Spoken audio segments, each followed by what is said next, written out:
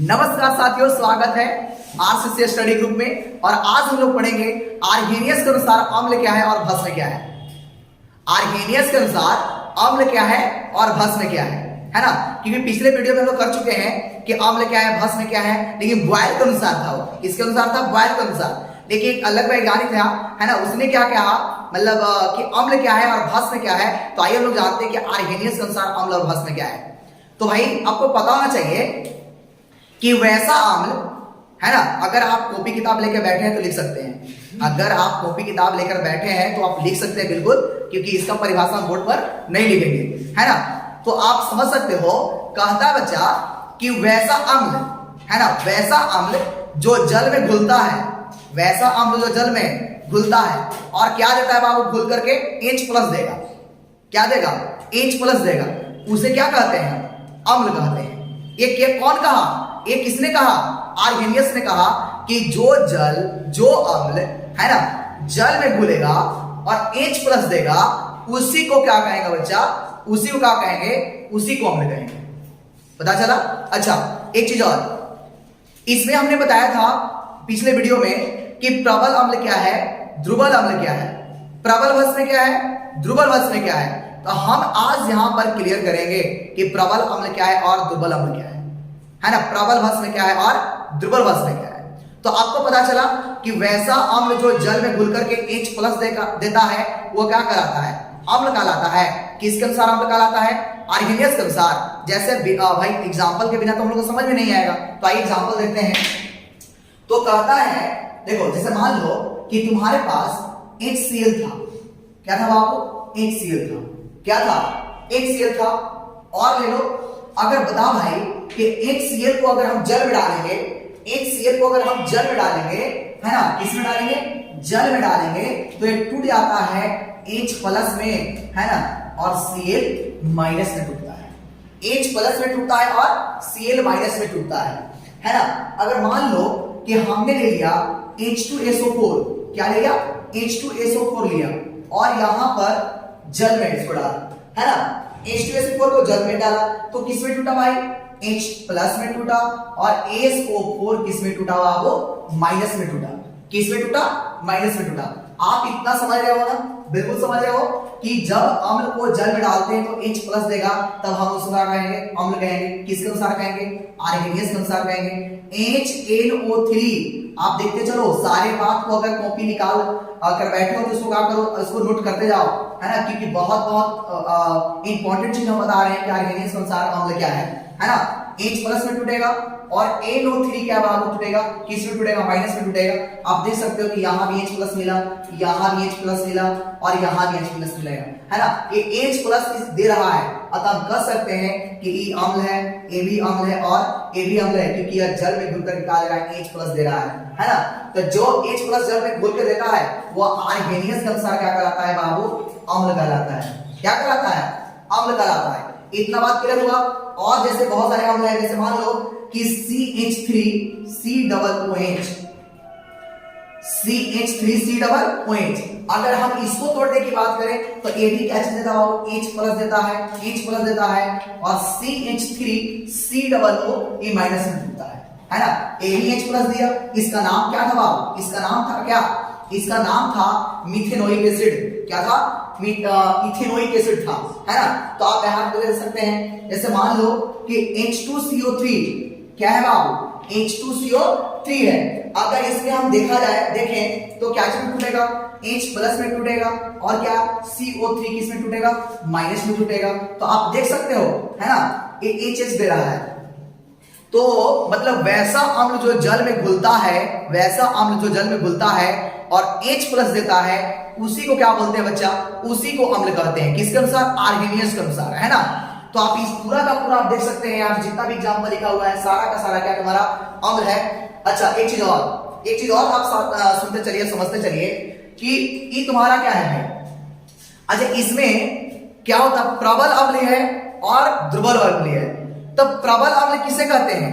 प्रबल अम्ल किसे कहते हैं? तो कहता है कि वैसा अम्ल जो जल में घुलकर पूर्ण रूप से H+ देगा, उसी को बोलते हैं प्रबल अम्ल। क्या बोलते हैं उसको?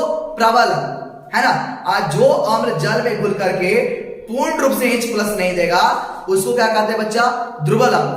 तो आप देख सकते हैं कि ये जितना भी एग्जांपल हमने लिखवाया यह किसका उदाहरण है, प्रबल अम्ल है। किसका उदाहरण है, प्रबल अम्ल का। ये तुम्हारा है किसका है, दुर्बल, है ना, दुर्बल अम्ल का। तो समझ में आया कि प्रबल अम्ल क्या है, दुर्बल अम्ल क्या है। वैसा अम्ल जो जल में घुल करके पूर्ण रूप से H+ देता है वह प्रबल अम्ल कहलाता है, और वैसा अम्ल जो जल में घुल करके पूर्ण रूप से H+ नहीं देता है क्या कहलाता है, वह दुर्बल अम्ल कहलाता है। क्लियर हुआ।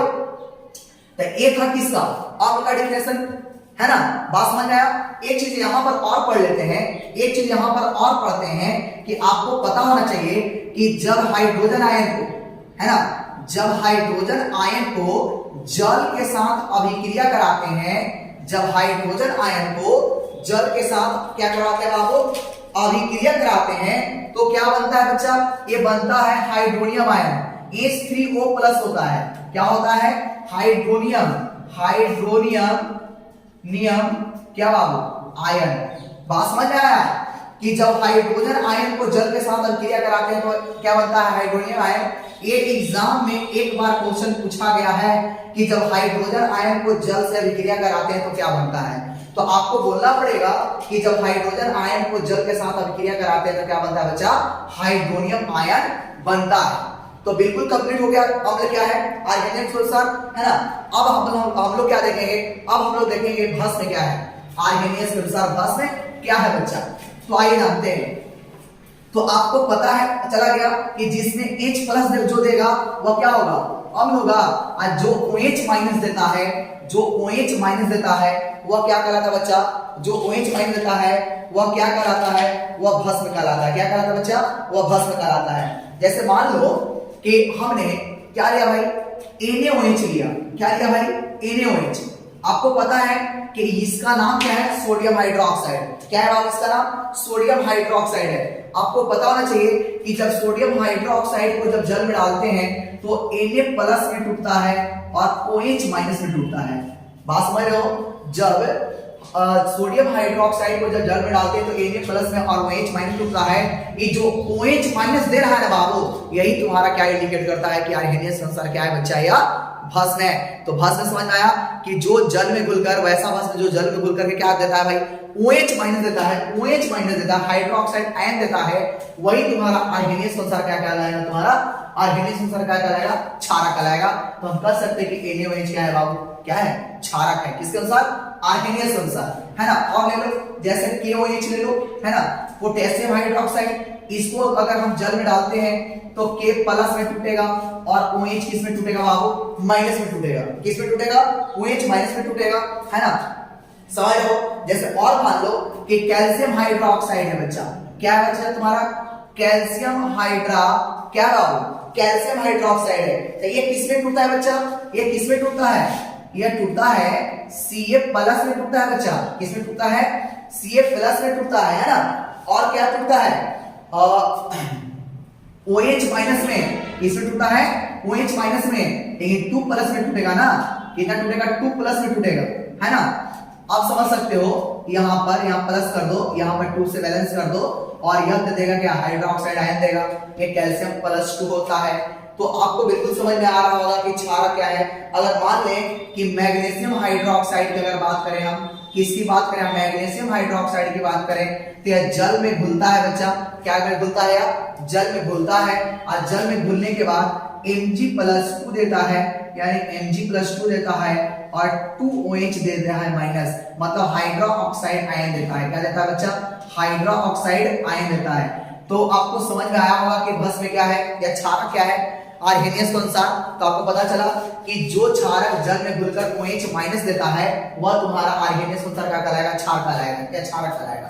देखो KOH है ना, ये जल में घुला और क्या दिया, OH दिया, या OH- दिया, हाइड्रोक्साइड आयन दिया।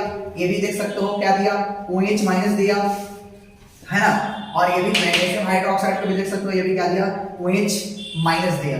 तो आपको समझ में आ गया। आपको पता होना चाहिए कि ई जो है ना बाबू, ई वाला और ई वाला जो है ना बाबू, ये तुम्हारा है कुछ है, कुछ है तुम्हारा प्रबल, कुछ है प्रबल है, प्रबल भस्म है। क्या है तुम्हारा, प्रबल भस्म।